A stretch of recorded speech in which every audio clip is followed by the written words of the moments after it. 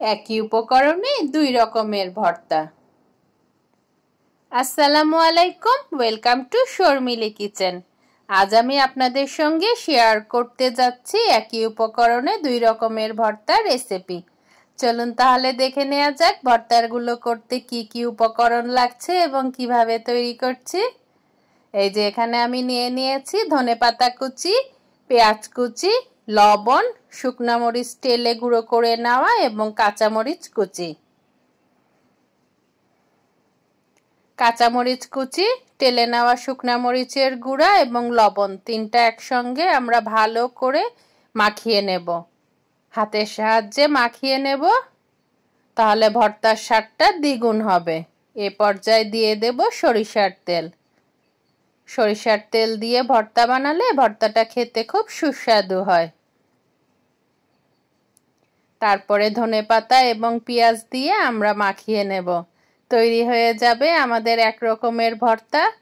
এই ভর্তাটা দিয়ে আমরা অনেক রকমের ভর্তা তৈরি করতে পারি, কিন্তু আজকে আমি শুধু এটা দিয়ে আলু ভর্তা তৈরি করে দেখাবো। এই যে কথা বলতে বলতে পেঁয়াজ ধনেপাতা সব একসঙ্গে কিন্তু মিক্সড করে নিয়েছি। হাতের সাহায্যে চটকিয়ে ভালো করে মাখিয়ে নেব। গরম ভাত থেকে শুরু করে খুদের বউয়া, খিচুড়ি সব কিছুর সঙ্গেই খেতে টেস্ট লাগে এই ভর্তাটা, দারুণ মজার। এই যে আমার ধনেপাতা ভর্তাটা তৈরি হয়ে গিয়েছে। এখন আমি অর্ধেকটা রেখে দেব ধনেপাতা ভর্তা হিসেবে এবং অর্ধেকটা দিয়ে আমরা আলু ভর্তা তৈরি করে নেব। আলু ভর্তা তৈরি করতে আমরা কম বেশি সবাই জানি, তবে নতুন গৃহিণী আপু এবং ব্যাচেলার ভাইয়াদের জন্য আমি খুবই সাধারণ দুইটি ভর্তা শেয়ার করার চেষ্টা করলাম। ভর্তা কিন্তু আমরা সবাই করতে পারি। এই যে আমার ধনেপাতা ভর্তাটা তৈরি হয়ে গিয়েছে। এই যে অর্ধেকটা আমরা রেখে দিচ্ছি। আলু আমি সিদ্ধ করে নিয়েছি। আলু সিদ্ধ করে আমি এখানে ডলে নিয়েছি। খুব ভালো করে ম্যাশারের সাহায্যে ম্যাশ করে নিলে আলু ভর্তাটা খুব দারুণ টেস্ট হয় এবং মসৃণ হয়।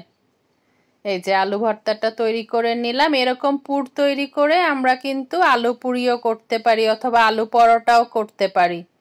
সেম এরকম ভাবে আলু ভর্তা তৈরি করে নিয়ে আমরা আলু পরোটা অথবা আলু পুরিও তৈরি করে নিতে পারি। হয়ে গেল আমার তৈরি একই উপকরণে দুই রকমের ভর্তা রেসিপি। রেসিপিটি ভালো লাগলে অবশ্যই ট্রাই করবেন এবং ফ্রেন্ডস অ্যান্ড ফ্যামিলির সঙ্গে শেয়ার করবেন।